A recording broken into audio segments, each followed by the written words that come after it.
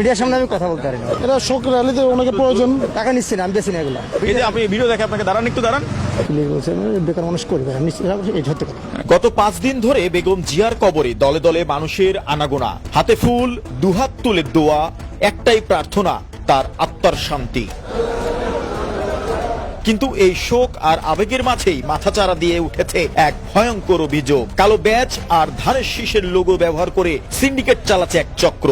জোরপূর্বক টাকা আদায়ের অভিযোগ। কারো কাছ থেকে 200 টাকা, কারো কাছ থেকে 100 টাকা, আবার কারো কাছ থেকে 50 কিংবা 10 টাকা হাতিয়ে নিচ্ছেন তারা। শ্রদ্ধা জানাতে এসে বিব্রতকর অবস্থায় পড়ছেন নেতাকর্মীরা। অনেকেই মুখ খুলতে চান, আবার অনেকেই ক্ষোভ চাপা রেখে দিচ্ছেন। আপনি লাগাচ্ছেন, এই কিতাগুলো লাগিয়ে টাকা নিচ্ছেন 10 টাকা করে। এটা শোক র্যালিতে অনেকে প্রয়োজন। জোর করে লাগাচ্ছেন না, জোর করে না, ওই লোকে ডাক দেন আপনার কোনো জোর নাই। না না, আমি মাত্র আসলাম, আমি মাত্র আসছি। টাকাটা নেয় আমরা 10 টাকা করে কিনি, কেউ 15 টাকা থেকে 20 টাকা দেয়। প্রায় 1 ঘন্টা আত্মগোপনে থেকে নজরদারি চালান দ্য নিউজ টিম। খোঁজা হচ্ছিল এটা কি বিচ্ছিন্ন কোনো ঘটনা নাকি পরিকল্পিত কোনো সিন্ডিকেট। আর তখনই ধরা পড়ে রহস্যের মূল। সংবলিত যে একটা লোগো লাগাই দিচ্ছে। কিছু বলতে পারবো না বিষয়, আমি বলতে পারি না কিছু। মিডিয়ার সামনে আমি কথা বলতে পারি না। একটু আমার সাথে কথা বলুন। না, আমি কাজ কিভাবে করি না। টাকাটা নিচ্ছেন একটু আমি কথা বলতে পারি না। লাগাই, আমরা তো দেখছি লোগো লাগাচ্ছেন। আর ভাই আমি কথা বলতে পারি না বিষয় তো। ভাই একটু বলেন আপনার নামটা কি? ভাই আপনি বাদ দেন না ভাই, প্লিজ। একটু বলেন, Please, সাথে কথা বলেন। আপনি এই যে লাগাই লেগে টাকা নিচ্ছেন ভাই কেন? প্লিজ বলছি আপনারা, দৌড়ো ভাই। কয় টাকা নিচ্ছেন একটু বলেন তো। ভাই প্লিজ, আপনার প্লিজ বলছি ভাই। আপনি কথা বললে তো আপনার সাথে কথা বলি না, একটু বলে যান। আমি বলতে পারি না। কিভাবে টাকা নিচ্ছেন? টাকা নিচ্ছি না, আমি বেশি না এগুলো।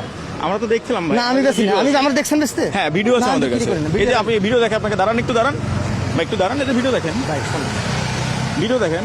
বেকার মানুষ করে না, প্লিজ। এই যে দেখেন, এই যে ভিডিও দেখেন। প্লিজ ভাই, না না, আপনি ভিডিও দেখেন। প্লিজ বলছেন বেকার মানুষ করবে না, এই সত্যি কথা। কয় টাকা করে নিচ্ছেন একটু বলেন। 10 টাকা 5 টাকা যা দিলে ফ্রি, আমি যা দিলাম শেষ। ফ্রি না, আপনি সত্যি করে বলেন। আমরা তো দেখেছি আপনি 100 টাকাও নিছেন। না না না না, সেটা ভিডিওতে আছে আমার কাছে, আপনাকে দেখালাম তো, ভিডিও দেখালাম। দৌড়ো ভাই, আপনি কথা বললে আমি বললাম আপনার প্লিজ বলার পরে আপনি ভাই বলে যান।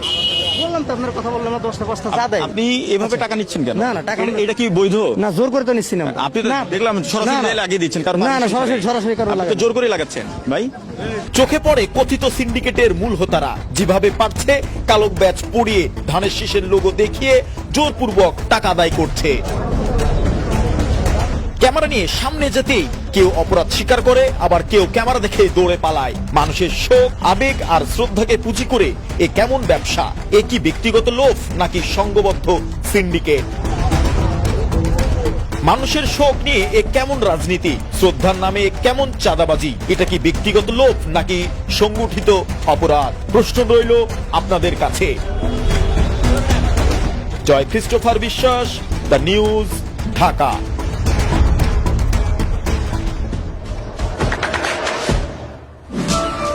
দেশে দেশে সবার সাথে দ্য নিউজ।